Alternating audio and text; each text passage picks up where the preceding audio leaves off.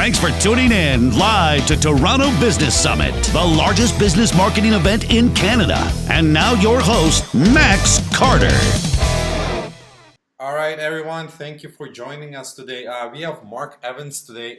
He's a marketing storyteller for startups. He does consulting as well.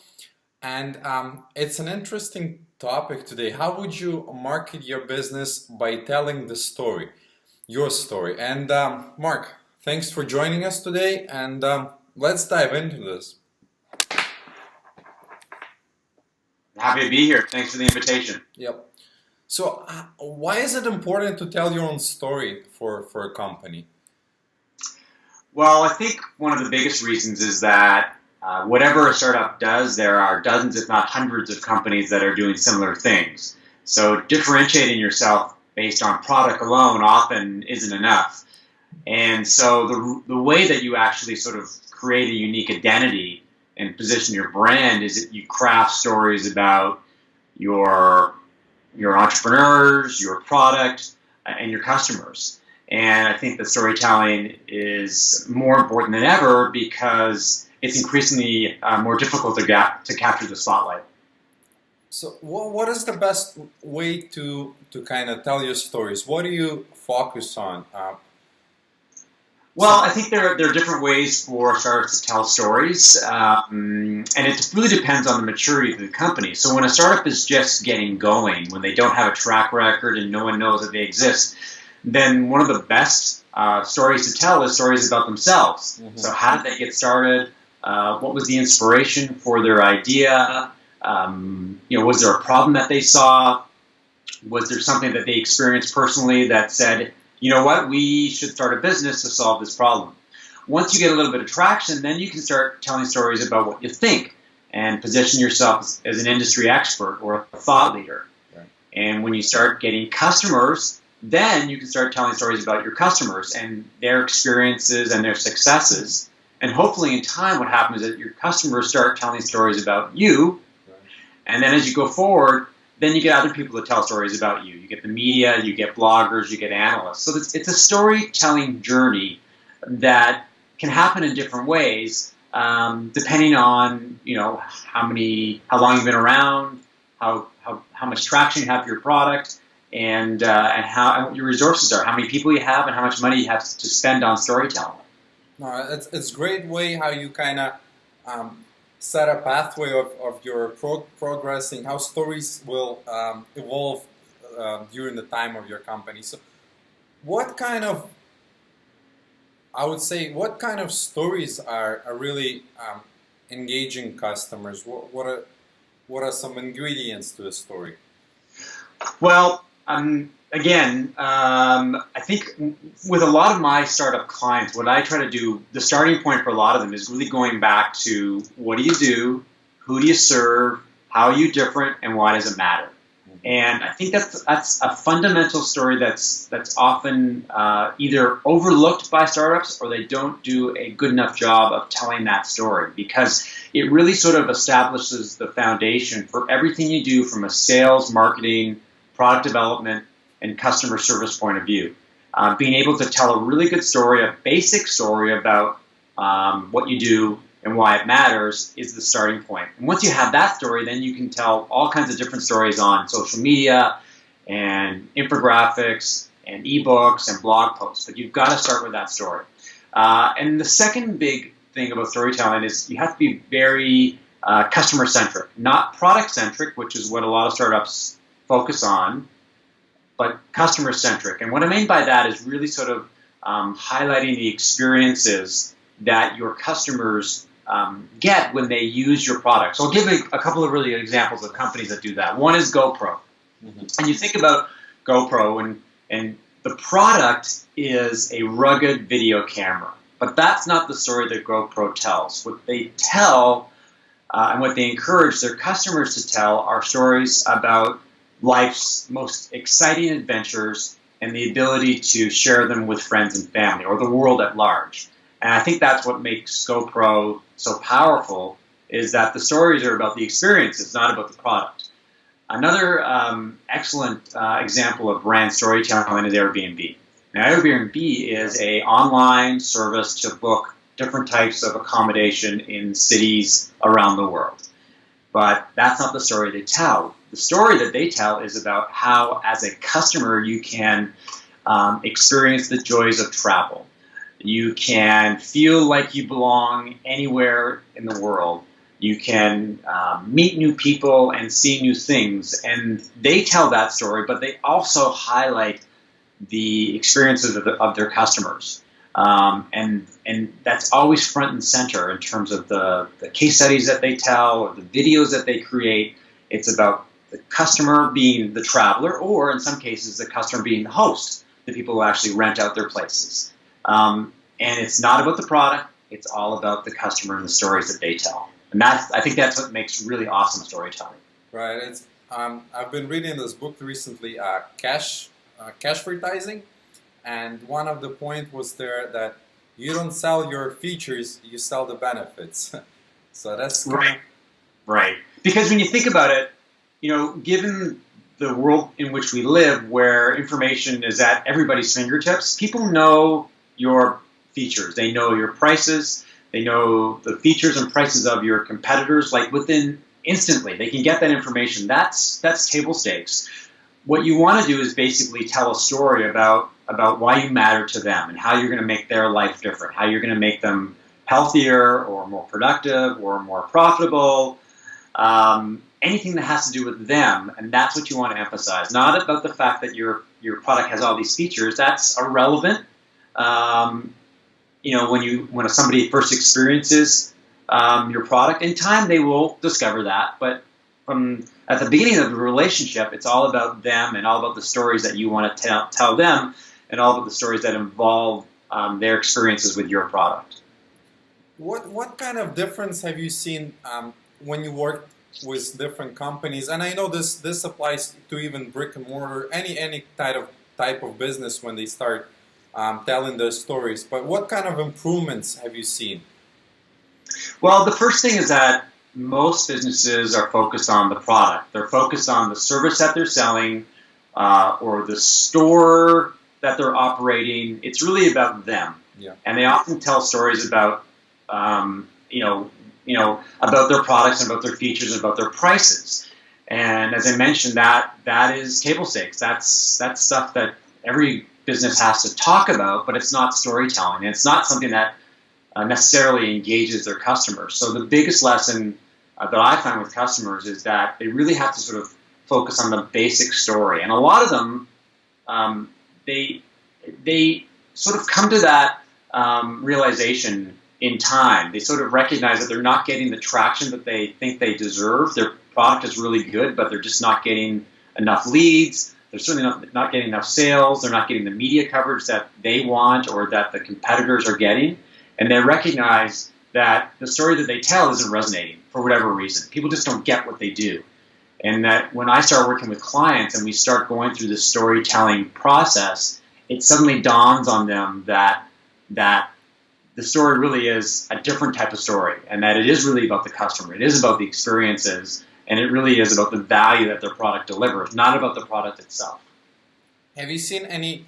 I'd like to maybe talk about some numbers. Have you seen drastic before and after on the same company when they applied storytelling, when they changed their kind of message? In terms of numbers, it's like my clients. It's hard to sort of quantify that kind of thing. But I can tell you, sort of from an anecdotal perspective, is that I've had clients that have, I had a company that made a software to deliver better customer service to wireless subscribers, people who go to wireless stores. And the story that this company was telling before I started working with them was convoluted. It was confusing, and it really wasn't resonating with their customers. And the story that we ended up telling, the basic stories was keep your wireless customers happy for life. And that's a very simple story, but it's something that resonated with their clients because that's what they want to do. That's the fundamental goal at the end of the day. It's not about selling more product. It's about how do you what do you want to achieve so you can sell more product? And it was like night and day. They started talking about that story in their presentations, and people got it right away. Whereas before, people were, well, explain to me what you do and how it works and what's involved with the platform. That's not a good story to tell right away. In time, you can tell that story, but you really need a simple, clear story that makes people say, so tell me more. And that's the ultimate, I think, the ultimate thing with storytelling is you start with something simple, and people nod their heads that they get it, and then they ask, so tell me some more. They give you permission to tell them more information and to keep the story going. I think that's a really key consideration when it comes to storytelling. Yeah, that's interesting. And I can see it being applied to even simple brick and mortar stores where if you have two stores, one is without storytelling, for example, and the next one, the guy tells you where he's from, where he gets his ingredients, why he started the business, and this will make you go with the guy that you connected, kind of, you know his experience, you know his background, you spent some time maybe examining, studying his message, his story, and I think the sales will greatly improve for any business if you just start telling your story. And yeah, it's I have a framework called Real, Feel, and Ideal, and what you're talking about is real. So you want to come across as authentic, as honest, as a business that people can trust. Right. And the way that you do it is that you show them what happens behind the scenes. So you talk about your ingredients, and you talk about how you started your business, and you talk about the different customers that you have, and you talk about your successes and your failures. And so what you're trying to do is position yourself as a brand that has credibility, and a brand that people can connect with because it feels personal. It feels like there are real people behind the scenes as opposed to a business trying to sell you stuff. Because lots of businesses will sell you stuff, but you usually go to places where you feel a connection with the owner. So if you go to a butcher, for example, you like the fact that the guy knows your name and that he grew up in Europe and that he came to Canada when he was 10 and that his father taught him how to be a butcher. I mean, those are the things that make you go, I like that brand. There's an affinity there. And it's all about storytelling. And the better stories you can tell to connect with your customers, the more successful I believe you're going to be. Do you think it's a good idea for customers to start writing and creating those stories, or is it something that needs to be done by someone like you, a professional who does it all the time? Is it something that businesses can do themselves, like sit down tomorrow and craft their business story? Well, it depends on the type of depends on the business owner. Some business owners are natural storytellers, and that once you sort of tell them the way that they should tell stories and how they should tell them, so that you could tell them on a video or a blog, some of them, they get it right away. Some people are not good storytellers, or they don't have the time, so they want other people to help them tell stories, and that's where a consultant or a freelancer can help them, or even an employee within their company who is a better storyteller than they are. And so I think there's different ways that you can approach it, but the bottom line is you need to tell stories. And you just have to figure out the best way to do it and the most efficient way to do it to make that happen. And the flip side, I think, when it comes to telling stories, is to get your customers to tell stories, encourage them to tell stories.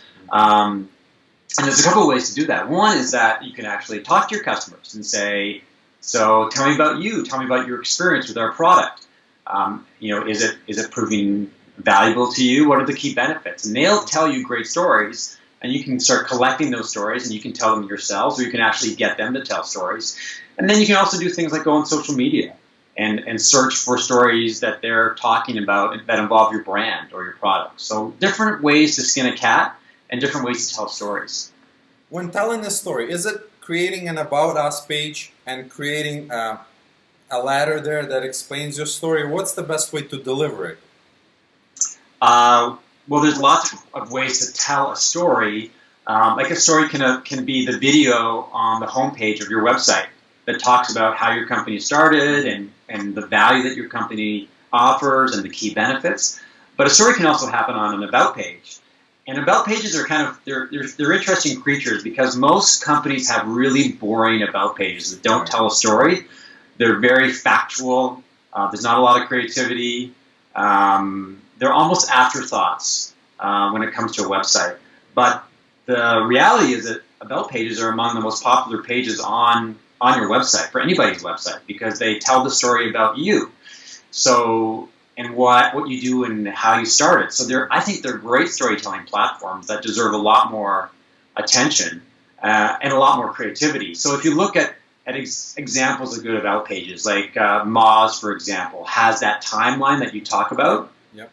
And they talk about the history of the company and how they got started and some of their trials and tribulations. So as a customer, you feel like you're on a journey, that they're telling you a story that has different chapters, and you follow along if you want to. And stories on about pages can be very personal. They can feature videos, they can feature pictures of people, they can talk about the story of the company's history. So there's lots of different storytelling opportunities, and the key is recognizing that about pages are a storytelling platform, not a place to simply say, this is what we do, and this is how you contact us. That's boring. That's not storytelling. And if you take that approach, you're missing out on a great opportunity to connect with your customers or potential customers. Wow, this is great. And just to wrap this up, Mark, what are your maybe top 3 inspirations? What are the companies that did storytelling just right, in your opinion? Well, as I mentioned earlier, I think that AirBnb and GoPro are probably among the world's the best storytellers in the world. I just think that they're customer-centric. It's all about experiences, not product. They make it easy for customers to tell their stories, and then both companies really sort of harvest those stories and then highlight the best of the best. So GoPro, for example, has a website dedicated to hand-picked videos from their customers. These are the best stories, and you feel great. You feel like it's an honor to be on that page.